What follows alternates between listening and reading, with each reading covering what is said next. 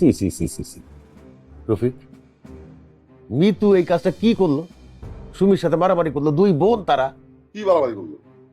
কি মারামারি করলো তুই দেখিস নাই? হ্যাঁ, আরে আনিসের সাথে তো সুমির বিয়ে ঠিকঠাক, সেইখানে ও গিয়ে এই মারামারিটা কেন করলো? তোমার কি মাথা মতো খারাপ হয়ে গেছে বড় ভাই? আনিসের সাথে সুমির সম্পর্ক ছিল, কিন্তু এখন নাই।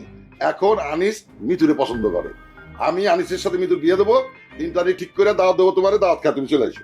তোর এটা কে কইছে জানিস মিতুরে পছন্দ করে? তো সবাই জানে। আমরা তো জানি না, সুমিও জানে না, ওর মা জানে না, আমি জানি না, তুই আন্দাজে কোথা থেকে কইলি এটা? তুমি জানো না, ভাবি জানে না, এটা বিশ্বাস করতে গাও? তোমরা সব জানো, নাই জানো, না জানার ভান করো। এটা একটা কাণ্ড হইল দেখলা? আমার আপন ভাই হইয়া আমার সাথে প্যাচ খেলে, আমার মেয়েটার সাথে প্যাচ খেলতেছে। তোমার ভাই এইসব কথা নিজের থেকে বলতেছে কিনা সেইটাও তো তোমার একটু যাচাই করা উচিত। জবাই যে তারে শিখাই দেয় না এই সমস্ত কথা, তার কি কোনো ঠিক আছে? ভাবি, এটা কেমন কথা বললেন? আপনি কিভাবে জানেন? আমি তো এগুলো কিছুই জানি না। না, কিছুই জানো না। তোমার যখনই দেখি তখনই মনে হয় যেন মাত্র ঘুম থেকে উঠে আসতো, কিছুই জানো না। এই, এদের সাথে কথা বলো না।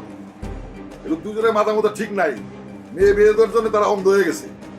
আমি ভাই কোনো কথা শুনতে চাই না। মিতুর সাথে আনিসের বিয়ে হবে, আর আমার কোনো কথাই নেই। না, এটা হইতেই পারে না। তাহলে তুমি আমার সম্পত্তি ভাগ করে দাও। কিসের সম্পত্তি ভাগ করে দেবো? আমার বাপের সম্পত্তি। কথায় কথায় সম্পত্তি ভাগ কেন?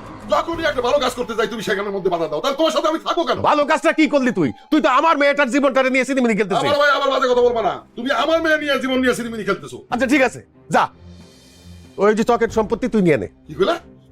তুমি থাকবা ভিটায়, আর আমি চকে যাই সেটা মশার কামড় খামু। হয়তো আমি মনে করছো তুমি এই সম্পত্তির ভাগ দিবা?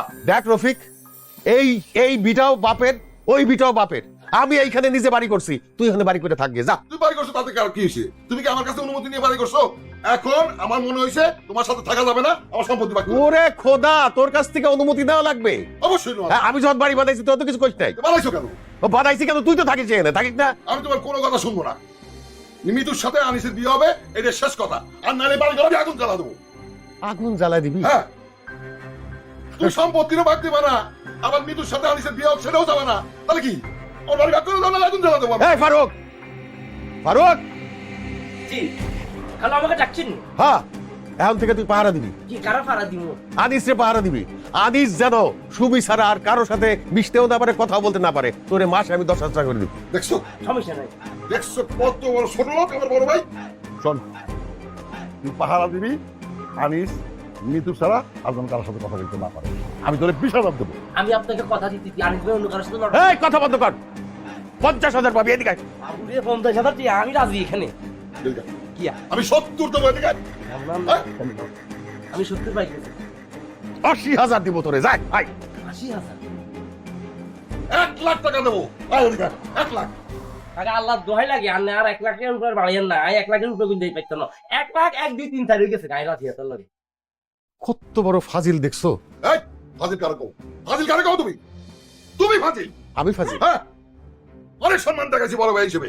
কম লুটা পিটা খাও নাই। আর না, আমি লুটে পুটে হ্যাঁ খাচ্ছি? লুটা পিটা খাইছো। তুই এই কথা কইতে পারলি? হ্যাঁ আমি কইছি, আমি আনিসের সাথে মিতুর বিয়ে দেবো, আর আমি কোনো কথাই শুনতে চাই না। রফিক, তুই কি আমার মায়ের পেটের ভাই? না, আমি তোমার সৎ ভাই, সেটাই তুমি প্রমাণ করছো। আরে গেলাম।